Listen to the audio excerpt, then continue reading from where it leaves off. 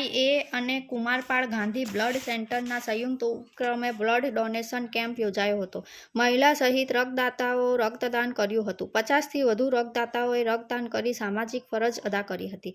Ankleshwar industries association દ્વારા Kumarpal Gandhi blood સેન્ટરમાં સંયુક્ત ઉપક્રમે બ્લડ ડોનેશન કેમ્પનું આયોજન કરવામાં આવ્યું હતું।